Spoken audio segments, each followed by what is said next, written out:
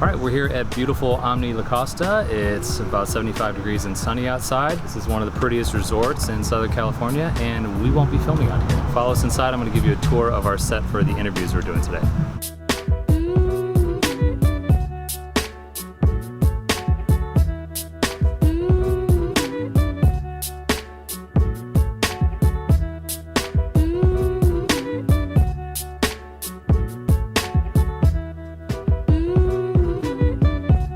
So now we're inside, basically a conference room. You can tell that there is a super ugly dividing wall that's just temporary, so we're not gonna shoot against that backdrop. This is a tech company that we're shooting this interview for, so they kind of wanted things clean. We just decided to use the clean white wall. It is a boring white wall. There's a couple of things we can do to kind of spruce that up. Number one, it has this kind of molding, French molding maybe, like that runs about 3 feet off the ground. The problem with that is when you're sitting down, it's gonna be right in your head. So they brought in this stage to kind of lift them up. Once you have your subject that's elevated, you don't want the person who is interviewing them to be at a different level, otherwise they're gonna be talking down like this the entire time in the camera. So we got a kind of a taller chair for our person giving the interview. And then next we'll go over to the spotlight to show you what that does. This is our spotlight modifier for our Aputure 300D. It's basically another lens modifier so that we can better shape the light. The problem with a white wall is it's pretty plain. We obviously need to put some light on it because we have light on our subject, we have light on the back of our subject. So we want to hit it with some light, but we don't want that light to hit the subject. And we do want that light to have some sort of feature to it so it's not just a plain old big spotlight. So let me show you what this does. The spotlight does two things. It shapes the light, but then it also provides us an opportunity to put some gobos in there. Gobos are basically just little metal cutouts that have shapes to them. So this one looks like tree branches. We don't want tree branches on the wall, but it does help kind of break up the light and provide some shadows, and we can actually soften them or make them sharper with the lens. So I'll show you how that works. So now if you look at the wall, it actually has shadow to it. So this side you can loosen this, and then this whole thing telescopes to either make a tighter beam or a wider beam. And the tighter the beam is, the more realistic the shadows are. That's hideous, we would never shoot anything with that like that. But if you just make it a little bit more blurry, it kind of provides some cool kind of effects. And then with these, we have, I don't know what they call them, but they cut the light. They're basically like barn doors. And you can actually make a little beam here, you can make it wide, you can make it square by like shaping these up. You can do a lot of things with this one spotlight. So this is one of our favorite tools.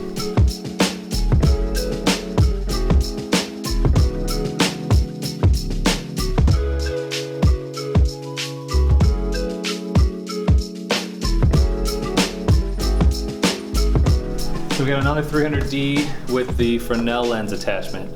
This is one of my favorite things as well. It's another lens just like our spotlight is, except it gives you kind of a different effect. If you look over on the wall here, by spinning this, you can either soften the beam or tighten it. So basically it's another spotlight effect.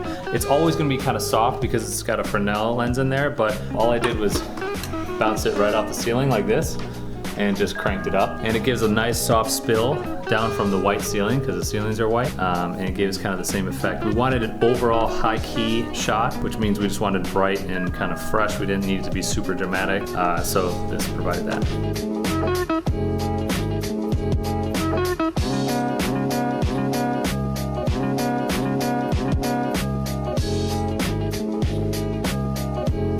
Okay, so here's our camera setup. We got 3 cameras. We have kind of our wide, actually like mid shot. We have a vertical for social media backup, and then we have a tight one over here. So just below the knees, we don't need feet.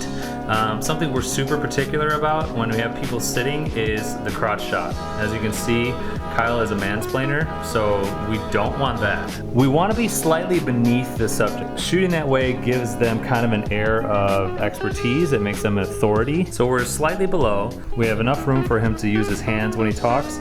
Oh, now he's tall, so I would give him probably about this much, yeah.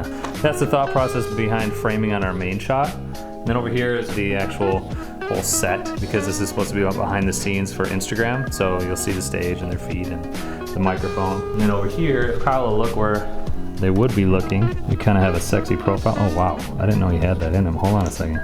Kyle, I'm not paying extra for that. We're pretty tight on just the face for the third shot, but that gives us 2 solid angles to cut back and forth and a vertical, video backup of everything.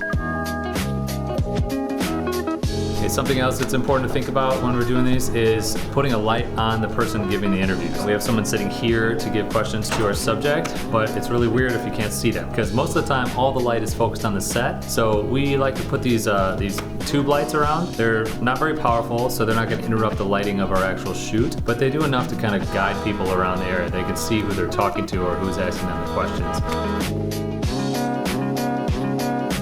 Okay, and the last element is sound. So we have our Rode NT-G3 on here, going into our Zoom F6, and I love that. This is always my favorite source of sound. But as a backup, we always do lav mics, and my choice is these Rode Wireless 2s. They're amazing because it records locally, and then it also transmits to my camera. So the camera has live audio going straight into the feed, so it's copied over top of the video. But if something goes wrong with the transmission, there's always a backup recording locally right here. We have 3 sources of audio at all times besides what the camera's running, so we're always covered.